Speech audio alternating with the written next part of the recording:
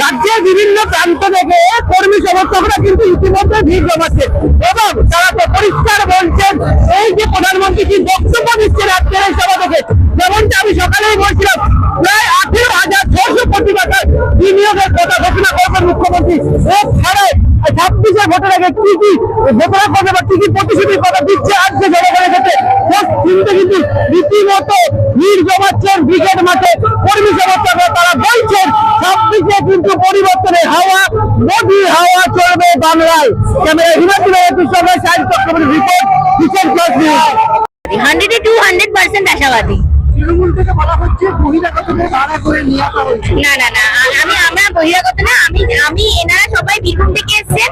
এনাদের সাথে আমার এখানে মিট করেছি। আমি চাকরি করি একটা প্রাইভেট সেক্টরে, তো আমি সকালে মর্নিং শিফটে ডিউটি করে হৃদয় দিয়ে এসেছি, মন থেকে এসেছি, ভালোবেসে এসেছি।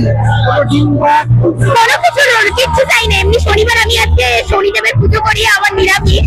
আমি খাওয়া দাওয়া না, মন থেকে মোদিজিকে দেখতে এসেছি, মোদিজির কথা শুনতে বলছেন এত চেয়ার পাতা হয়েছে কারণ কি আপনারা লোক ভাড়া করতে পারবেন না, চেয়ার পেতে বসিয়ে জাস্ট মেকআপ দেওয়ার চেষ্টা। শুনুন, তৃণমূল যারা করে বা তৃণমূলের কর্মীরা তৃণমূলটা দেখে না, এদেরা তাদের জন্য ভাবে না। আমরা আমাদের কার্যকর্তা জনগণের জন্য ভাবি, তারা আমার সুস্থ আরাম করে বসতে পারে, দেখতে পারে। এত চেয়ার পেতেছে, এত জনসংখ্যা, এত লোক আসছে, এত লোক ভিড় হচ্ছে। বাইরে থেকে লোক আসছে, তাই জন্য রেখেছেন। আমরা বাইরে থেকে লোক আনছি, এগুলো সব করে জয় শ্রীরাম বলুন, সবাই জয় শ্রীরাম বলবে। মা দুর্গা বলুন, জয় মা কালী বলুন, সবাই জয় মা কালী বলবে। তাই লোক এসছে, ওনারা পারে হয়তো রেঞ্জন নিয়ে আসতে পারে, ওই নারায় তকবীর বলতে পারে, আমরা ওটা বলি না।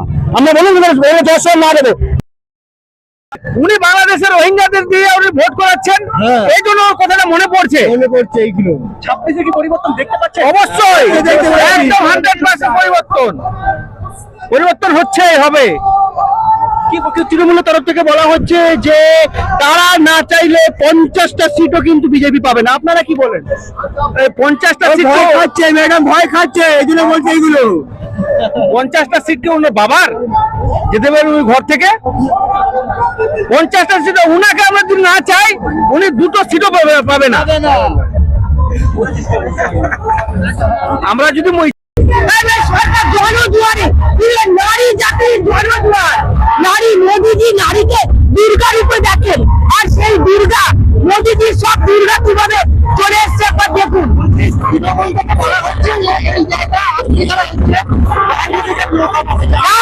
বরং আমাদের আরো কেউ ঢুকতে পারিনি, আমরা টাকা দিয়ে লোক আনি না, আমরা নিজেরা পয়সা খরচ করে রাখি। আমাদের বিজেপি সরকার কোনো পয়সা দেয় না, আমাদের খাওয়া খরচ আমাদের নিজেদের সবকিছু মিলে আমরা এসেছি। তুমি কি বলবে? জয় বিজেপি সরকার, জয় শ্রীরাম।